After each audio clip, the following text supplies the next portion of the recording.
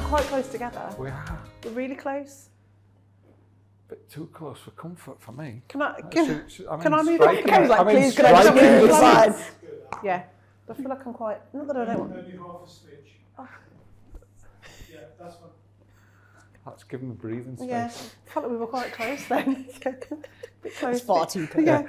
Our partners are happy with it, but if it goes out on YouTube, everyone else might not Like, be. oh. So yeah, the recording started ages ago, so James has got all these outtakes and terms that he just uses.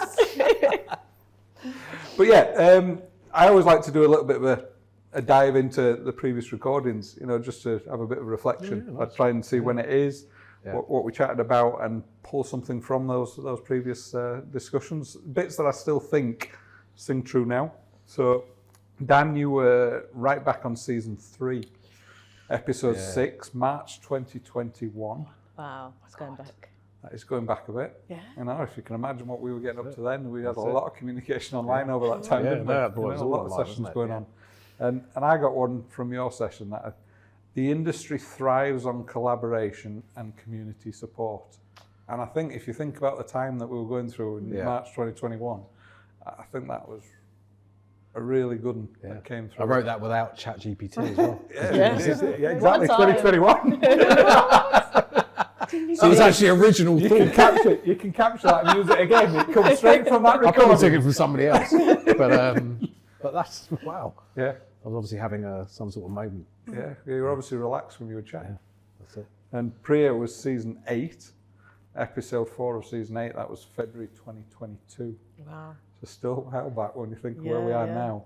And yours, again, I think this fits perfectly with the podcast. You know, in terms of how life has a way of showing you a direction you might not have ever explored. Wow, I said that. You That doesn't said even sound like me. That, wow. You said Some that. great insights, Dan. I know, yeah. How amazing I just- were we back I know, then? yeah. How things have changed. Now we're going I to I pulled one out for a previous guest. He says, "Oh, can you just tell me that again? Or send me out. I'm going to start using that again." Yeah, I might need to like capture that that- down later and like Yeah, put that you up as my new can just LinkedIn. yeah. I just think that is Slowly. just perfect. When you think about our industry, you think about the people coming in and the opportunities that are there for them, and those that they don't even know exist yet.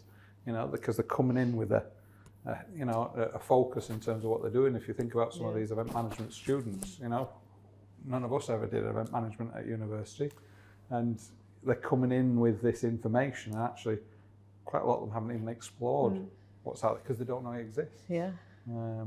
So yeah, they were quite. Do you know what I was thinking as well? How many seasons we did in between that time as well? Yeah, because that was not, in terms of That's what I time, mean, it's not 3 to 8. that long, That- but yeah. That's Yeah, it's like even a lot. how many people we spoke to, which shows. We must have had some time. We don't anymore. We're lucky to get 2 seasons a year. But what I mean is like that shows the time of year we're in and kind of what was happening in the industry, that we all had a little bit more time to do these online chats, whereas now it takes a lot more planning because people are kind of out delivering and working, whereas then we were all a bit more. But also it shows that a lot of people were willing to give up whatever time they did Yeah. have to actually share and talk, because yes, they did have time, but it's all about the sharing, those little nuggets. Those directions, Yeah. you know, those little anecdotes. Well, you'll see Karen and I probably still scribbling while we're talking through today, even though it's all been captured on video, because we still like to pull it through. You know, the team who were in the other room just drill down and put loads of content in terms of out for us. So, but we like to sort of give people the opportunity to tell us how that journey's progressed since. So, Priya, I'll put you on the spot and let ladies go first. In terms, since February 2022, how's life changed? How's work changed? What's been going on? Goodness, life has changed dramatically in terms of work and what I do. So I think I did have to go back and have a little listen to my last episode just to remember what it was I was talking about, because so much has happened, and just to see at what stage I was at. And at that point, I just started working in the new events company, KERB Events. I had Event First Steps on the go, and I had Diverse Speaker Bureau sort of in play as well. So since then, Diverse Speaker Bureau no longer is in its full entirety. The 4 of us, the world opened back up, and we were all just so busy doing our day jobs, and you know, each of the women have now gone on to do their own amazing work within the industry.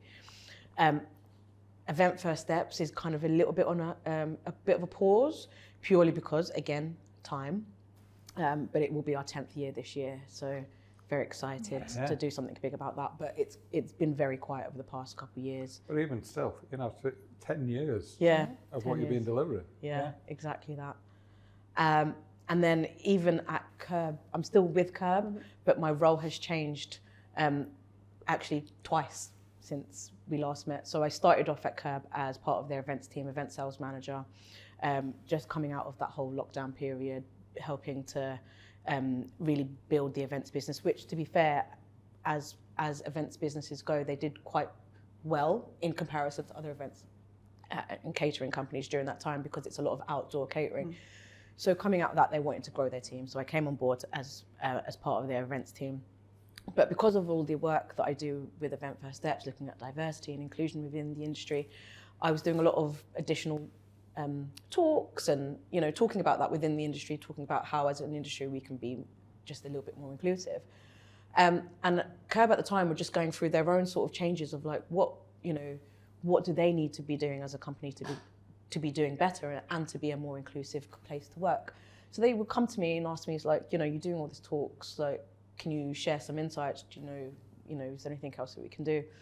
And from those conversations, they kind of created a new role for me, and it was head of impact, head of culture and impact. So looking at how we could bring the stuff that I'm really passionate about, all the inclusion and diversity and equity, stuff that I've been talking about just in general, and how I can bring that into the workplace.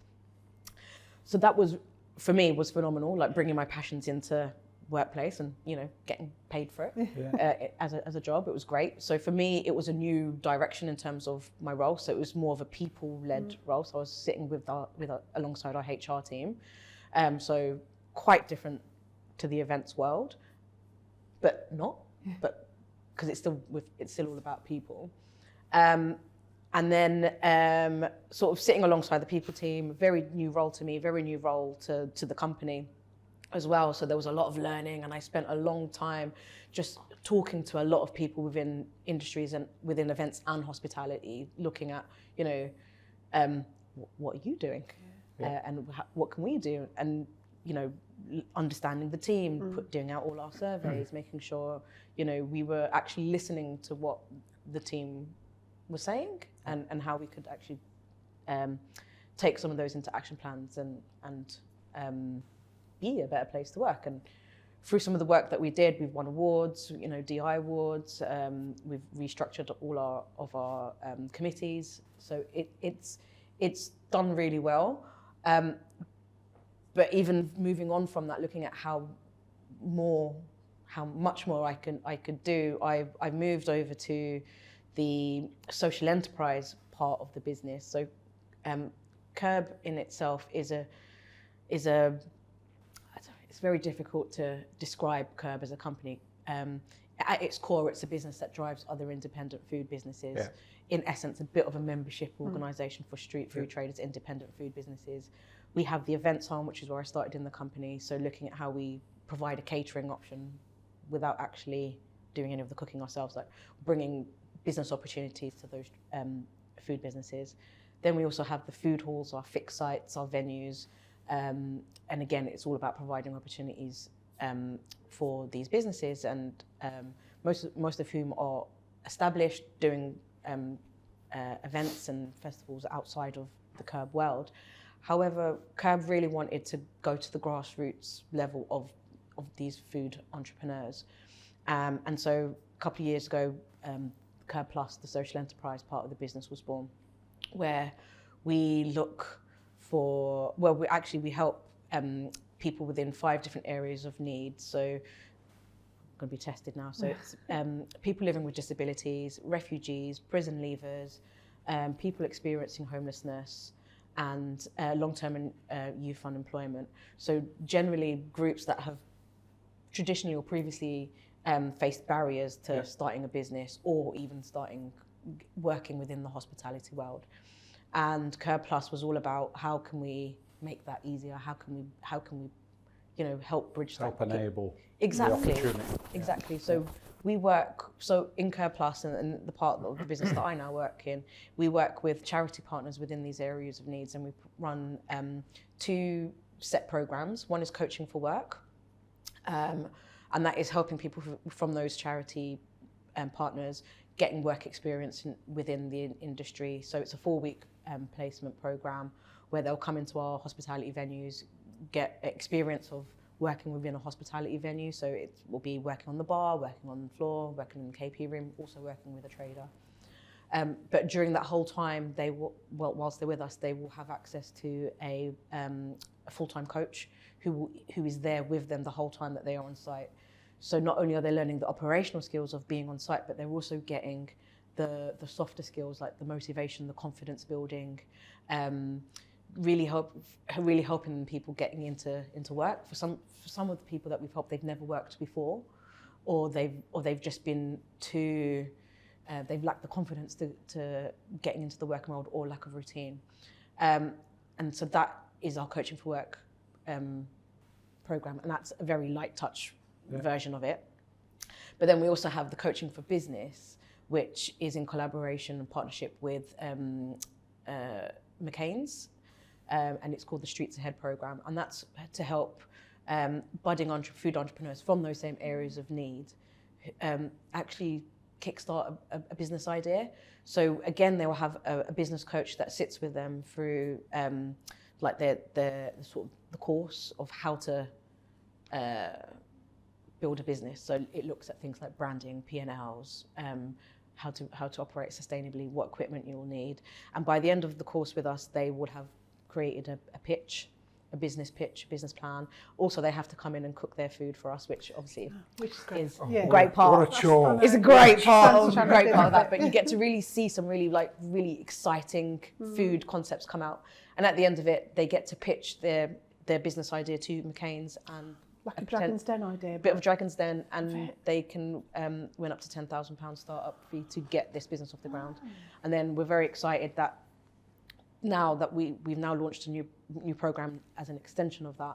So once they get their funding, they can come back to us as part of a Streets Ahead incubator program, where we will take them into the classroom, do a bit more of a deep dive, and actually get them on our lunchtime markets, so they can start trading with us. Exciting, isn't it? So lots happens. I know. So yeah, lots have happened. Just a bit skipping. It's still a lot. This is what we haven't seen for 10 years. I have a cut-off point, can't leave them any longer than that.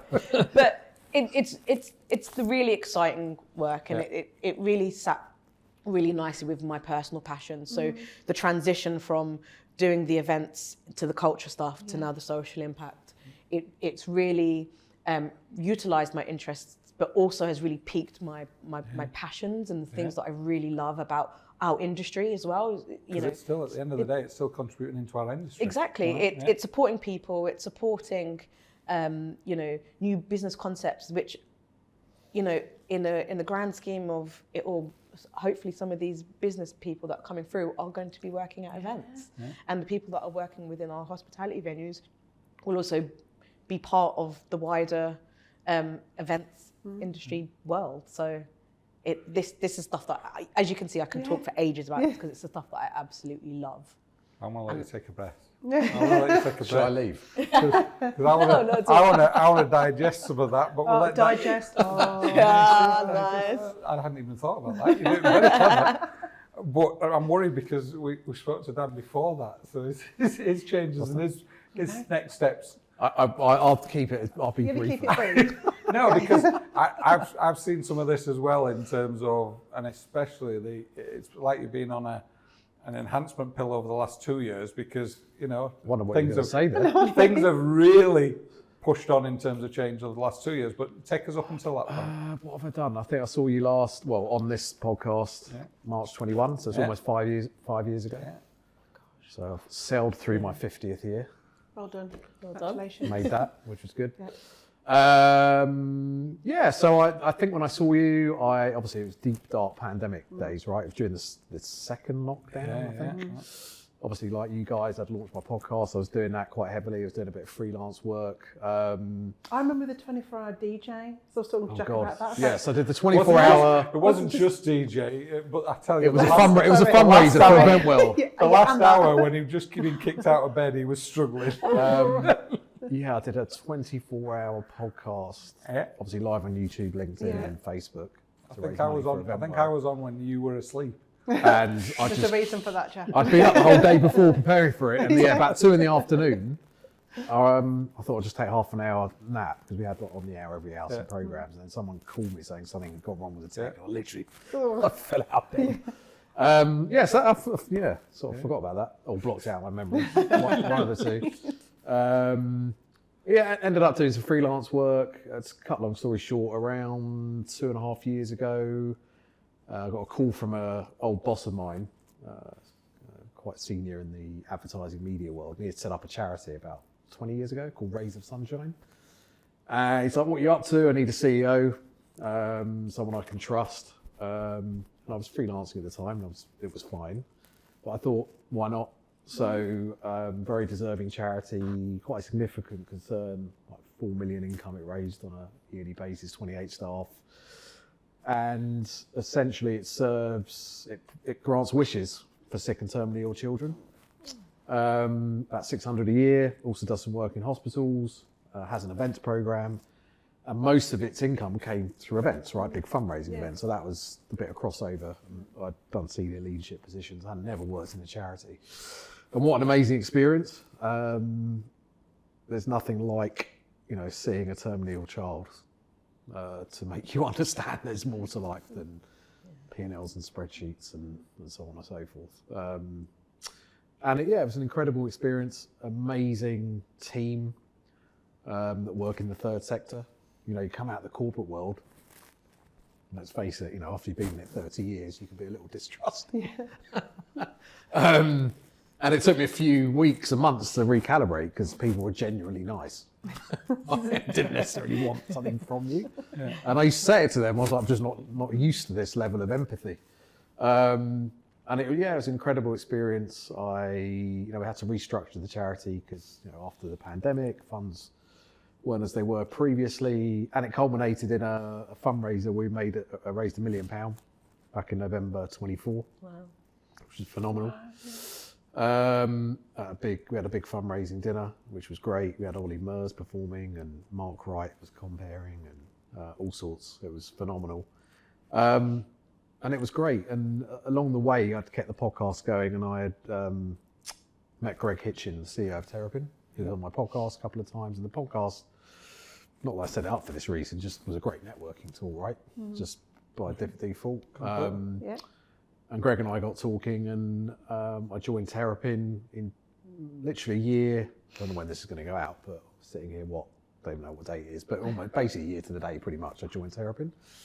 And so for the last year, I've been launching, they bought an event for the hospitality space. So interesting, Priya, what you said, because I think there's a bit of crossover. We bought an event called NoVacancy in Sydney, Australia. #1 event for the hospitality community in APAC, and we're taking it to various parts of the world. It launched in Bangkok a few months ago, and we're launching in Excel end of February. So I've gone back to launching expos, which, look, if I'm honest, when the pandemic came and I obviously moved on from my role, obviously I wanted to get back in, didn't happen for whatever reason. And I sort of always had a nagging, I still got a bit of unfinished business. Yeah. And it's been a great experience. So that's sort of taking the present day. That's what I'm currently up to. It's a bit of a change again. Yeah. Yeah. Shows our industry is so diverse, doesn't it? That you go from one thing to another, but you've still got a theme with what you've been doing. Both of you have obviously, your passions and your themes are there. Also, you get to a certain life stage as well, where you're only going to get certain opportunities once more. Yeah. Well, I think so. So when the last 2 opportunities come around, to run a charity, to get back into the trade show world, I felt compelled to say yes, because you don't know when you're going to get those opportunities again. Yeah. And I think that is true in terms of taking those opportunities. There's a little bit of a freedom when you are younger to try something. Yeah. And then when more and more responsibilities come your way, you know, in terms of family and mortgages and all of that stuff that has to be paid, you've got no option. Some of those decisions are thought through a little bit longer. You know, in terms of how does that impact on not just me anymore, how does that impact on the people around me? That's true. And as I say, I've seen a lot of the work going on in terms of the launch for February. As we all know in this room, launching any new event, whatever sector it is, it's not you know, not an easy task, but it can be very rewarding. And for me, I've always enjoyed creating things, whether it's the podcast, whether it's a new event. That's just, you know, weirdly what I get off on. I think it's the adrenaline. There's something there. You know. It's funny, that does come up. It comes up in a lot of discussions in terms of what is that thing that just gets you moving. And sometimes you get in the discussion in terms of when shit goes wrong. You know, and sometimes that's when we kick into gear, or sometimes it's when some last minute request comes in and that gets us into gear. Or the people that you work with, you know, and they can be the influence in terms of what gets you out of bed. You know, I look back with joy in terms of some of the volunteers that we've had on. You know, I rang one of the volunteers we had the other day to check on some information about the venue that she's now working in. It's amazing. And straight away, oh, it's this Jack and it's that and this is the person. This is fantastic. This is Ready-made absolutely great. contacts. You It's know, all great connections, right? and I've always said my biggest bonus will be when I get employed by one of our previous volunteers or someone who's worked for you. You can then be contracted in and employed by them. You just think, we've got them on the right direction. It's all that. No, I don't think that. I think it's you just give them that encouragement and support at that stage. Because then it's up to them. You know, you can't handhold someone. A bit like what you're saying in terms of the coaching. You know, you give them that support at that stage in their journey, and it may be that you come back and give them a little bit more coaching later when they ask for it. I don't think we're never. Back, isn't it? And I think, you know, when you were talking about the podcast in COVID times, I think, and people had more time, it was because we actually just wanted to give back. Like we have successful careers, and it's looking at how we can make sure the industry continues to be a thriving place for people. How we can still be the industry that people want to work in. Exactly. And come into, you know, whether that's from them being 16-year-old or 60-year-old, there'll still be a role for someone who wants to work in our sector, and it's just about showing them what those roles are. Because quite often they don't even think about them. You know, they don't even know they exist. I've got a nice little two-parter question for you.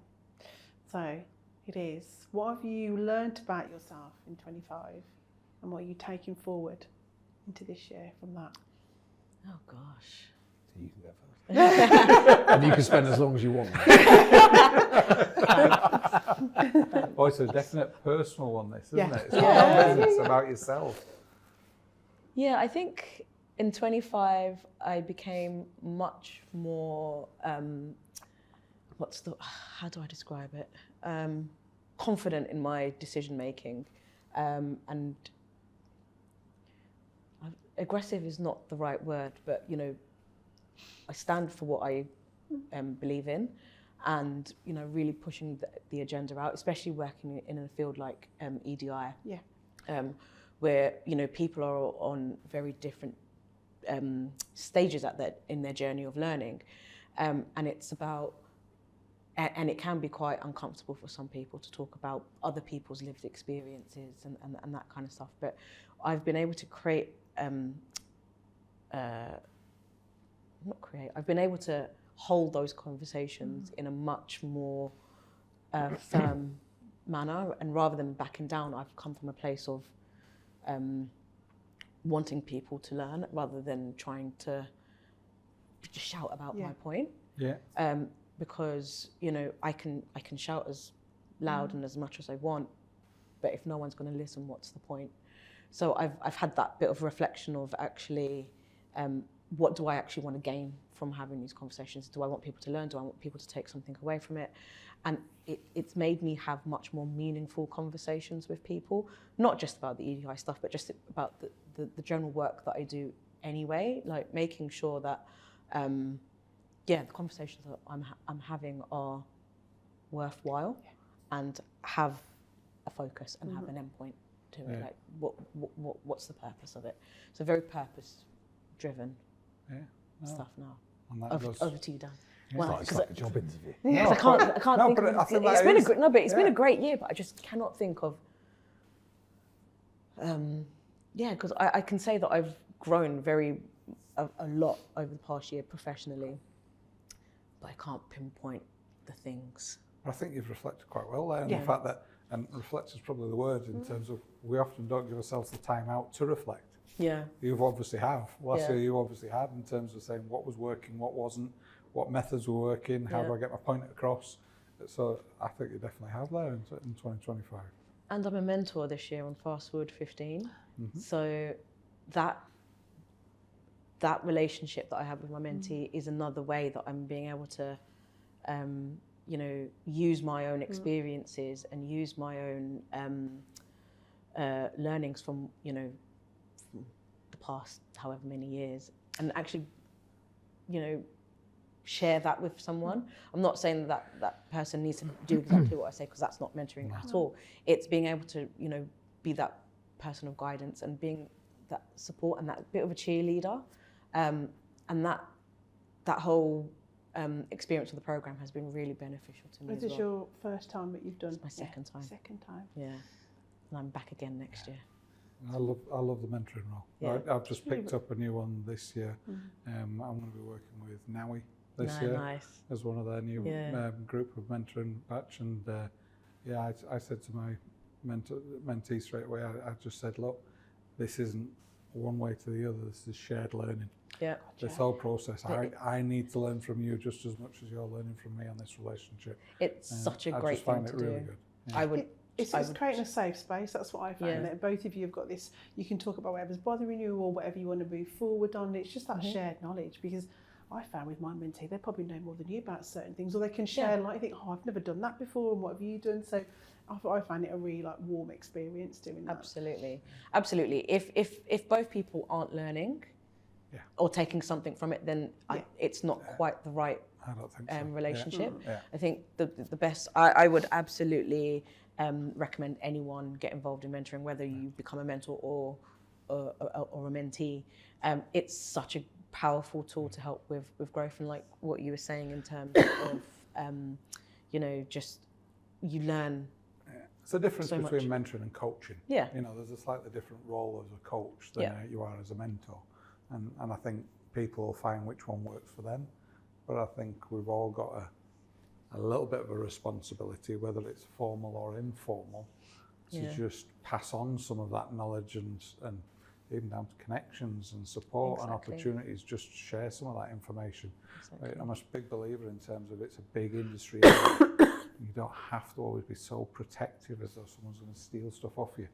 If it leads to a successful event, someone's gaining from it, and that will gain us all moving forward. Exactly. So, how about yourself then, sir? 2025. I was trying to think while you were talking and listen at the same time. I think I've always loathed this sort of like in bookend periods of time. It's a bit of a challenge, I guess. If I look back to when I last saw you, like a lot of people, 21 was really difficult for me, like mentally, physically, had a lot to deal with. So I'm pleased that I've sort of come through that over the last few years. I think when I took the decision to join Terrapin a year ago, it was a gamble. Blank piece of paper, launching a show. Could I do it again? I've done it a few times.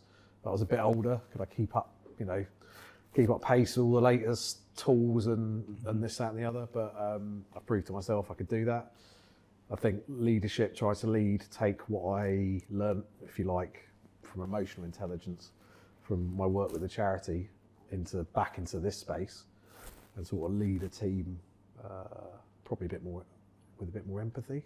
In my 20s when I was leading a team, I was definitely more, especially sales teams. It's like, but you learn, over time to do that a bit differently. I think, I've got 2 teenage daughters, so you talk about mentorship, as parents, we're mentors to them. Go through A-levels and GCSEs and all this sort of good stuff. It gets even better, mate. Yeah. so trying to Mine, balance. since we last spoke, mine are now my youngest turns 19 this week, 21 and 23. Okay. So you're a bit ahead of the curve. Mine is 16 or 8 and 18 in the next few weeks. So they've got A-levels and GCSEs. So, talking to them about what they're going to do in the future, trying to support them in the ways that they need supporting. So yeah, lots have happened. I took on a few challenges to climb various mountains and stuff like that. So I completed a few of those. So some physical challenges. Yeah, you know, I think I can be pleased. And he survived staying with all these Chelsea managers along the way. Yeah, that as well. He survived all that. But yeah, I agree with you. Sort of giving back, like day to day with your staff and you know the people that are sort of close to you is rewarding, isn't it? Yeah. One of the things that Karen and I were chatting about recently, it was actually not necessarily the work and where we live, but the community and where we live. And in terms of how, if and how, you've talked a little bit from a work perspective, you know, and we've talked in terms of family and the people around you. But how much do you try and offer time or resource to the community in which we actually live ourselves? You've done some bits in the past as well, haven't you, in terms of some of the local stuff that goes on, and that's kind of a non-financial gain give back in terms of our communities. And I was just interested in terms of how you go about that, you know, our own social responsibilities, not just within the workplace, but within the community around us. Is that something that you've thought about or got involved with in the past? Yeah, so I volunteer with a food bank that is literally like a 3-minute walk from my house. So convenience played a big part in that. And it's all part of a company called, I can't remember, it's sort of Support Your Neighbourhood. Yeah. And they just get surplus food and then they sort of hand them out to people that need them. So doing the work that I do and seeing the people that we are helping, it's actually really opened my eyes to what else I can be doing myself.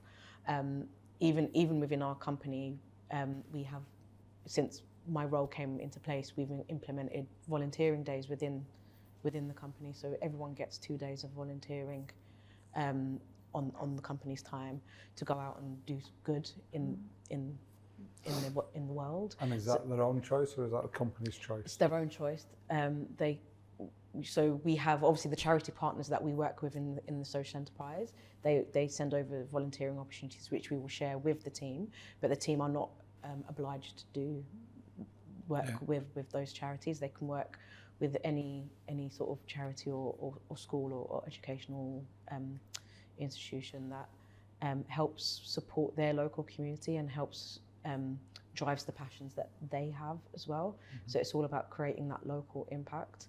So it's something that I'm really passionate about as well, and I've really tried to push for that in the workplace, so merging the two, so bringing that personal aspect into the work. You can ask me how worthy I am.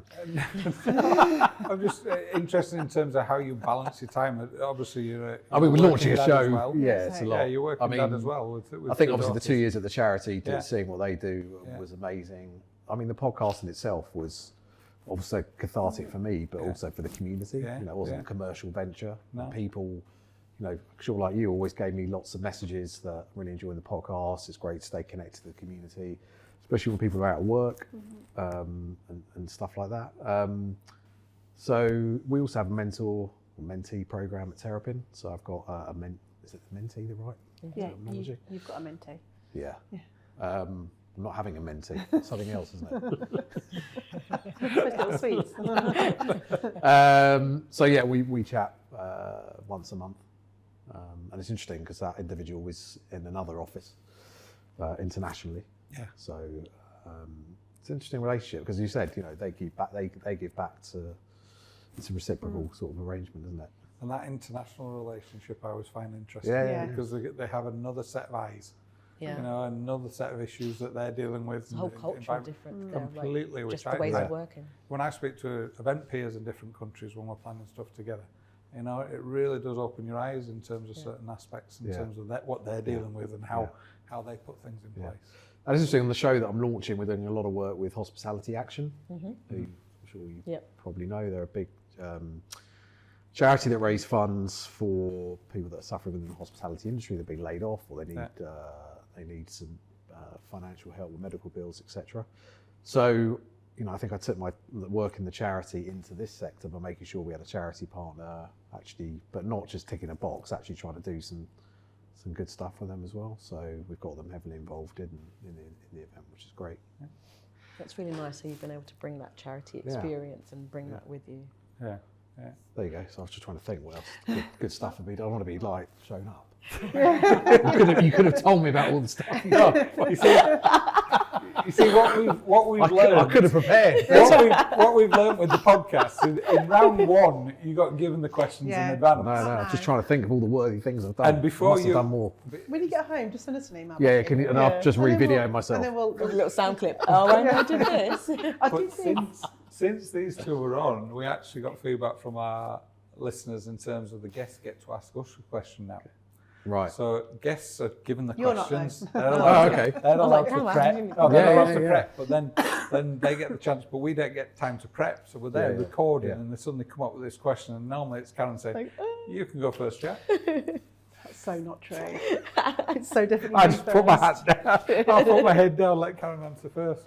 But we thought, you know what? When it comes to the catch-up sessions, we're not going to give you anything in terms of prep. We'll put you in that seat. Just This have will a be my little last stint on. Yeah. So there is one more that I want to touch on, and that's to do with what's become more and more apparent over the past 12 months has been AI, ChatGPT, AI, influencers, where you're seeing the benefits and worries that you may have as different parts of the industry areas, because let's now straight about it. There's some positives, but what are the worries that come alongside that in terms of balancing that? And is there anything that you found within your own sectors? And because he was so cocky on the last one, I want to ask Dan. I've never been accused of that. In terms of AI, how are you finding it personally, professionally? Yeah, I mean, I use the it positives, daily. negatives? It's almost become like a life coach. I don't know if that's a good thing. Time will tell. How am I feeling today? Yeah, I mean, almost. Do I feel okay? Yeah. Yes, you feel great, But sir. it's probably got some confirmation bias built in, so possibly that's why I like It can it. only be positive, can't So I'm it? almost talking to myself, Yeah. which, let's face it, is not a great Sometimes it's the only. It's the thing. only. Way. But yeah, it's almost like having an assistant, I think. So, to me, it just supplements sort of original thought and just shortcuts a whole load of processes, even coming down to the podcast, right?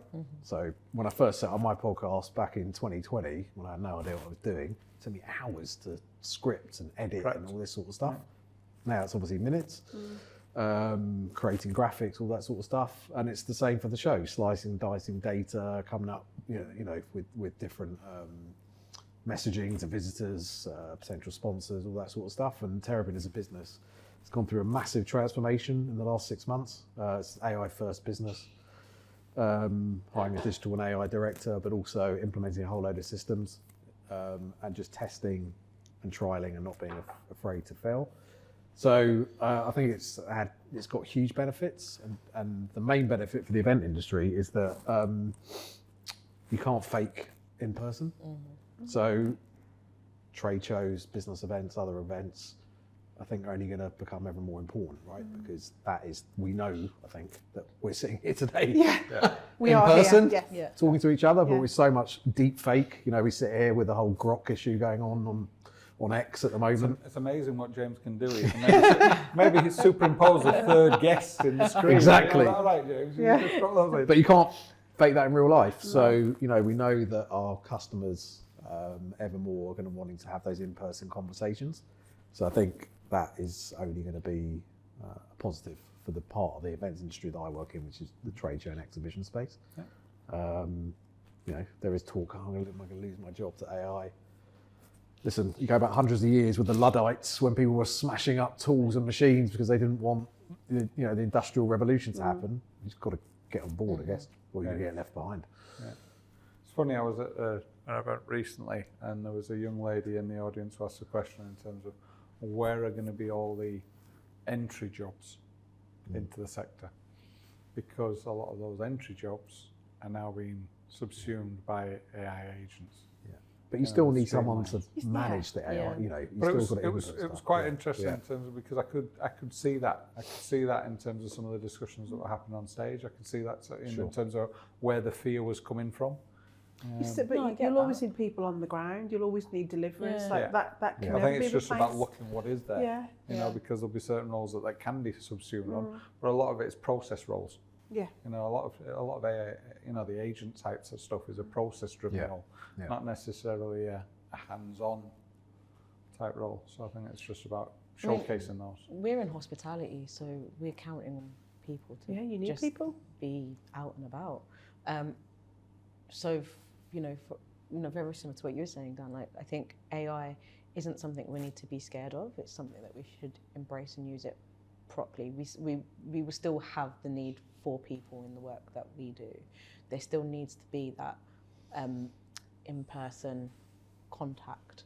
I don't think not in the next few years anyway. I don't think there's going to be too much to worry about. I do use ChatGPT for some of like the general, like what you were saying, like a bit more of as an assistant. Yeah. But I still need to be the one that goes through it, make sure it all checks, make sure it's not replacing me. It's just helping me do better, so I can actually focus time on the impact stuff.